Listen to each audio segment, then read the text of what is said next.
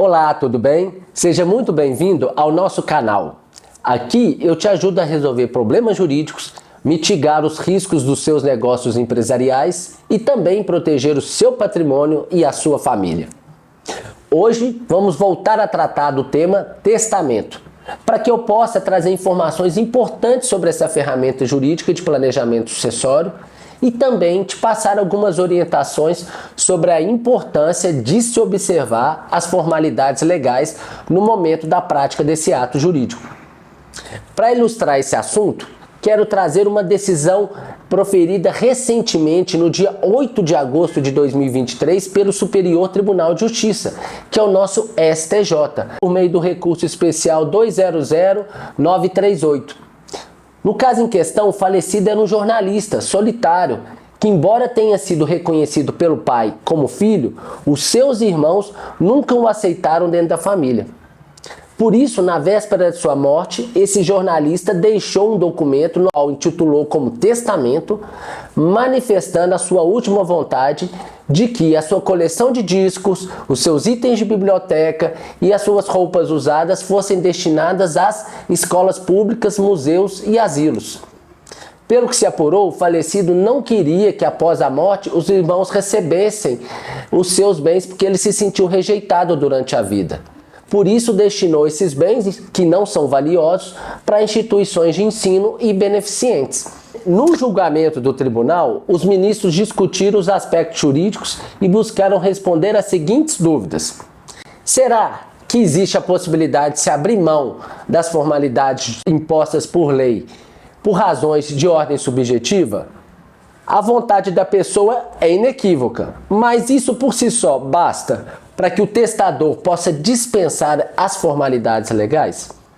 A partir de agora, todo papel só com a assinatura do testador e sem as formalidades legais será suficiente para ser considerado um testamento?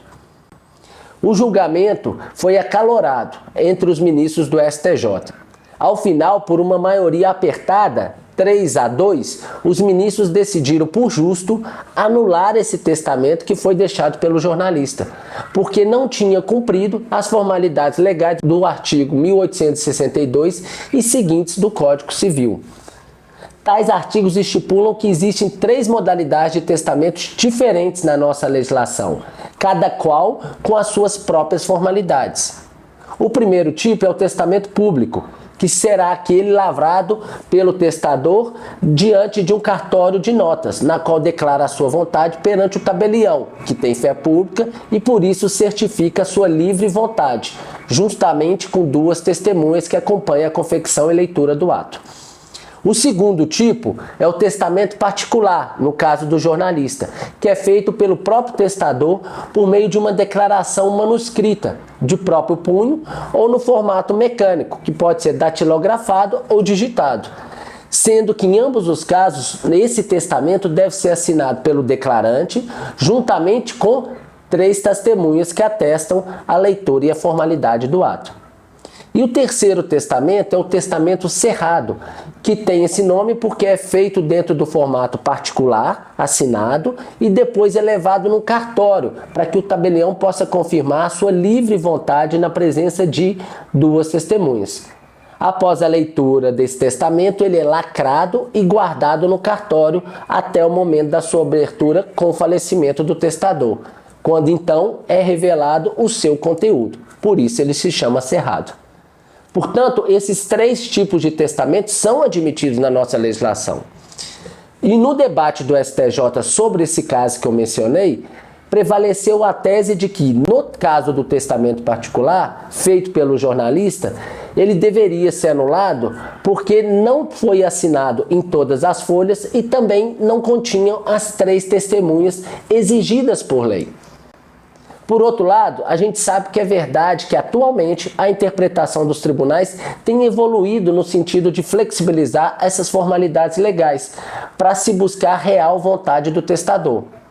Os magistrados, em diversos casos, têm se orientado de forma a mitigar a aplicação do sistema de nulidades, em prol de fazer prevalecer a intenção do testador no caso concreto. Inclusive, nós temos o artigo 1879 do Código Civil, que prevê que as formalidades legais poderão não ser observadas pelo testador, desde que ele mesmo justifique essa situação extraordinária no documento. A lei permite que, em circunstâncias excepcionais, o próprio testador declare nesse documento, que é firmado de próprio punho e assinado, os motivos pelos quais ele não está eventualmente cumprindo as formalidades naquele momento, por umas circunstâncias excepcionais no caso concreto. Mas, se o testador não fizer jus dessa possibilidade legal de justificar no documento escrito essas circunstâncias extraordinárias pelos quais tem passado no momento da confecção, a tendência vai ser o quê? Que o judiciário venha aplicar a lei dentro do seu rigor formal. Ou seja, as formalidades legais devem ser respeitadas justamente porque é um sistema de proteção jurídica para dar validade à autonomia de vontade do próprio testador. Essas formalidades buscam o quê? Auferir se a vontade do testador é mesmo verdadeira e ele teve a real intenção de dispor daquela maneira por última vontade dos seus bens patrimoniais ou manifestar desejos extrapatrimoniais com aquela formalidade e aquele documento que ele assinou. Por isso, é compreensível que nesse julgamento e nos demais, as formalidades legais venham ser assim respeitadas e mitigadas somente em situações excepcionais, para que o próprio testador tenha segurança jurídica e a própria sociedade também tenha segurança jurídica nessas relações sociais. Portanto, fique atento a essas formalidades e procure um advogado para que possa te auxiliar de maneira profissional na confecção desse documento, a fim de que ele tenha validade e eficácia jurídica no futuro e possa assim ser respeitado por todos. Tudo bem? Ok? Alguma dúvida? Então, deixe seus comentários, também compartilhe esses vídeos com os amigos, deixe o seu like e nos acompanhe nas redes sociais. Um forte abraço, até os próximos vídeos. Tchau!